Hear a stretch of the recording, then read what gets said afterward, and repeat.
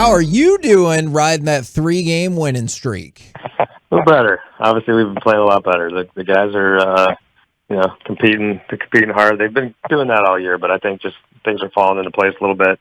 Bullpen's been throwing really well. Hitters are starting to heat up a little bit, so it's good. We just got to keep it going. Now, I was hoping you could give us some insight on this. On this show, we actually talk about mental health quite a bit, and I know y'all have a mental performance coordinator, mental skills coach, a team psychologist. I was hoping you could kind of walk us through, like, how did the franchise get to that point? How did athletics have to kind of evolve their view of mental health? I'm glad you brought that up. It's a big deal. I mean, it's something that I know as an athlete coming up, it was never talked about. It was always, you had to just, be mentally tough. We always talked about being mentally tough, but nobody really knew what that meant. You talk about fear, anxiety, and then you start getting into the mental health part of it where, there's clinical solutions that need to be made. And it was always, I was very passionate about it when I got here. And I know with JD and CY, they've been, full go and trying to be the best in baseball at that and provide, for our players some resources. So I couldn't be happier. It's something that we talk about a lot. And obviously when we're trying to transition into a winning, when guys are trying to take on the expectations of winning and all the pressures that come with that, it's a big deal. And if we can get our guys right and be able to handle that in the right way, and off the field stuff they can take care of, they have resources to help them, it makes their lives a lot easier. Woody, I have kind of a follow-up on that. Back when you played, can you remember the time that you were most nervous? Was it your first professional game? Was it your first major league at bat? Was it your first time managing a major league baseball game? I was just wondering when you felt the nerves the most. Honestly, it wasn't my first game. I think that was kind of like, you're kind of dealing with house money at that point. You're just happy to be there. You're happy to be called up. I think it was honestly the first time I had expectations. I think that's probably and I talk about that a lot with our guys. And, we obviously are, like I said, transitioning into what we want to be as a winning franchise. And these guys transitioning into, if they had a good year last year, how do they deal with expectations of being good again? Or, how are we going to, deal with expectations of being better or a great team or a great player? You see that with a lot of our guys right now. So I think that was probably the time when if I didn't get off to a good start and I felt that pressure that I'm expected to perform and I haven't, that's something that every athlete deals with. And when you can master that and kind of feed off of that, and had a great talk with Joe Barlow about that. He's completely, changed his whole trajectory of his career because of his investment in himself, on the mental side. And, he talked about dealing with fear, not trying to, be Mr. Positive and say, talk yourself out of being fearful. No, saying accepting it. It's okay to be fearful. It's normal. Like Kobe Bryant felt fear. Some of these guys feel fear. Like the best players in the game feel it. It's how you deal with it. It is how you're able to overcome it at times. But it's definitely something that's different for each guy. It's definitely individual. Some guys deal with it more than others. Yeah, man, we discuss that a lot. Like Kevin said, finding the way to cope and overcome and, continue to fight with it is a great accomplishment, and being able to do that consistently. Chris Woodward joining us here on the K&C Masterpiece on 105.3 The Fan, home of your Texas Rangers. Mike has been bringing up in maybe one of the most well-known segments on this station, Baseball Nuggets, the Rangers ERA. And we were kind of looking at that a little bit yesterday, and two names popped up on my chart, and Matt Moore was one of them, and Brock Burke is another one. Can you kind of explain both of those guys' journeys here, and because Matt Moore looks more like what we remember seeing him when he was at Tampa Bay when we got beat by him before? No doubt. No, both those guys are a great story, and I just got to go hats off to the whole staff, honestly, and the coaching staff and the players. We didn't get off to a great start, but nobody panicked. We figured out, okay, we got to get better at this. We got to get back to executing. I think everybody's kind of nerves calmed down, once we kind of got into the season, which I was hoping would happen. But with Matt Moore, it's, he's an older guy, came into camp, was in great shape. The arm felt great, and it was a couple tweaks. Had never really been a curveball pitcher before. But I think just a couple tweaks with the grip, and all of a sudden that pitch became basically elite. You don't see that too often. But the way he was throwing it, the conviction he throws the ball with, it was pretty fascinating to see how good that pitch was. And he basically had to like learn how to use it. He never really understood how to like throw it in the strike zone. How do I land it in the strike zone? Then how do I finish with it down below? And all of a sudden it had more spin. It had more, depth to it. So he had to basically relearn how to throw and where to throw his curveball. And we told him, like, listen, we want you to use that. We want you to use it a lot because it's an elite pitch, especially off your, fastball that, a couple tweaks there kind of added more carry, more vertical to it. So now you got two elite pitches with a really good changeup to go with it. It's really hard to square him up. And you can see nobody's really hit the curveball. Now he's learning how to throw it in the strike zone.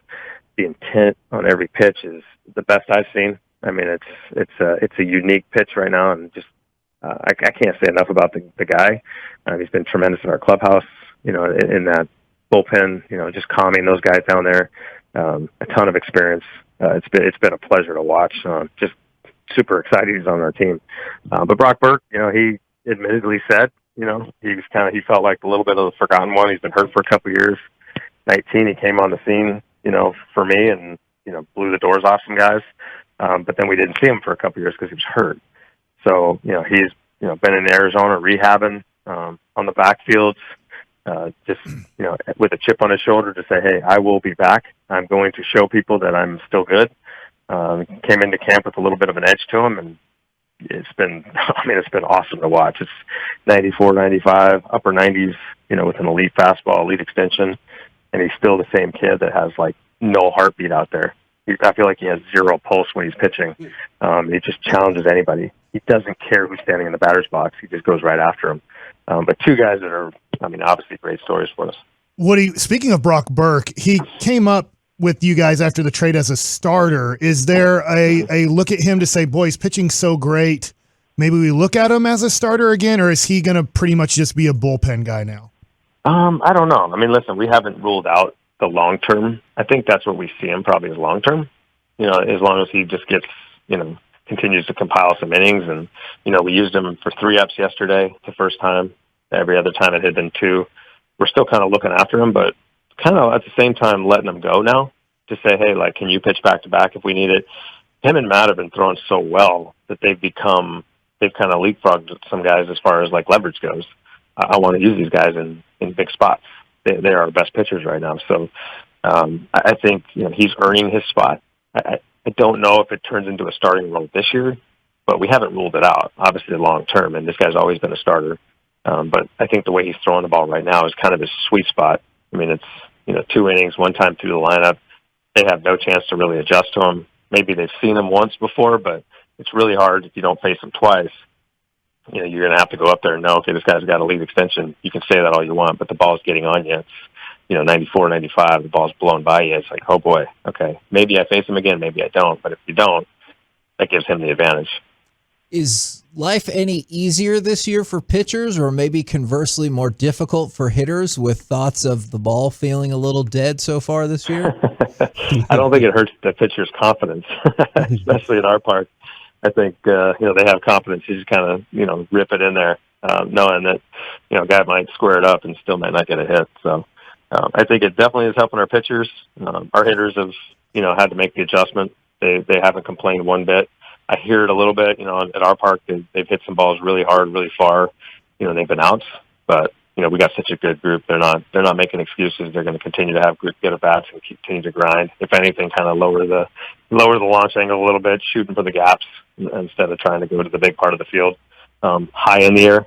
But it's our hitters will be fine, but the pitchers are definitely probably a little more confident. 2 things off of that, Woody. Did you guys know in spring training, did Major League Baseball let you know they've possibly altered the baseball so it won't travel as far as, in fact, I heard somebody quote that we're not using Pro V1s anymore in Major League Baseball. And then 2, are they possibly doing that because they want maybe hitters to concentrate more on getting base hits rather than hitting home runs? Potentially. I'll add to the second one. No, they don't make us aware of anything to that nature. I think we just kind of figure it out on our own. We read enough articles and see enough balls with our eyes to go, wow, that ball was hammered and it didn't get out. But no, I think that may be the intent. I know we've had talks about it with MLB. just to try to get the game to get a little bit more contact driven. That is a way. It'll force guys to, okay, if I can't hit the ball at the ballpark, like I just said, maybe think a little bit lower, work line drives, find gaps. I think we've already talked about that as well. As an offense, that's kind of our go-to. When things aren't going well, it's like, hey, let's just keep these things low. Let's work line drives, to the opposite gap, so we can stay on pitches. But I think it'll eventually turn that way. But I think for now, hitters are still going to try to hit them far, and if they don't go out, it'll take a little bit before they have to make that adjustment. Woody, one of the things we discuss on this show a lot is point differential, run differential in all sports. And I've been watching y'all's run differential go down and down and down. It was, it was higher, and there was -9 at one point. Now we're at -4, and it's been working that way to get into the positives. And that's just kind of something I keep track of every time y'all play, to just kind of see where we are. And I'm kind of curious, is that I know we have all this data to go look at. Is that a number you keep track of? What kind of other things do you keep track of to say that progress is coming? Yeah, no, I do. I definitely do. I think, you dig in on each one of our departments on the offensive side, the defensive side, the pitching side. We all have our, metrics that we kind of look at and hold dear. But I think, that's a good team number. It doesn't tell the whole story, but it also tells a story of, excluding some of the outlier games that, we haven't really been blown out, in very many games. So I think it does speak to like how well you're playing, or how close, you can keep scores. And if you're scoring runs, can you score more than the opponent, on the whole? And I think most of the time, if you have a positive run differential by the end of the year, you're going to be a winning team. And I think that, maybe we've been a little bit unlucky in some regards to have, an almost zero. If we get it back to zero, if we win by 4 today, we're back to zero. We'll still be under 500. But I think over time, if we continue to just do some things well on the pitching side, do some things well on the offensive side, score runs, score more than our opponent, obviously, things will hopefully even out to where, the unluckiness kind of goes back in our favor a little bit. But I'm not. Listen, we got to create our own luck, and I talk about that a lot. I don't care how unlucky we get. We got to continue to just create our own luck and just keep doing the right things, the right processes, and keep competing our butts off every night. We can't let up on that, and things will work out in our favor. We have a talented team. Now, last thing I got for you, I know you've talked about it just a little bit, but for our audience, I was hoping you could give us any insights. What were your thoughts about Willie Calhoun taking his concerns to the media as opposed to it getting dealt with internally and nobody hearing about it? Yeah, I think it's best if you just, we have such a tremendous staff that they're there to help them. They're there to help. It was a little disappointing to hear that he took it to the media, but that's live and learn. Hopefully players learn through that. We have a ton of resources here to help him. We want him to be successful. At no point have we told him, we don't want you to be successful. We want him to be the answer. We always have.